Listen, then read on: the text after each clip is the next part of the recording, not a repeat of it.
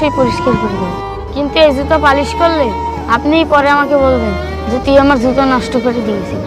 তোর তো কাজই এইটা, তোর যোগ্যতাই তো জুতা পরিষ্কার করা। সাহেব, আপনাদের তো আমি খারাপ কিছু বলিনি, আপনারা শুধু শুধু আমার উপর চড়া হচ্ছেন কেন? তোরা তো ফকির লোক, আর কিছুই করতে পারিস না, পারিস শুধু মুখে মুখে তর্ক করতে। ম্যাডাম, আপনি ভুল কথা বলছেন। সুযোগ পেলে আমি অনেক কিছু করতে পারি। এমন ভাবে বলছিস যেন তুই সুযোগ পেলে অনেক বড় অফিসার হয়ে যাবি। ম্যাডাম, যদি সময় আমার সাথে থাকে আমি একদিন অফিসার হতেই পারি।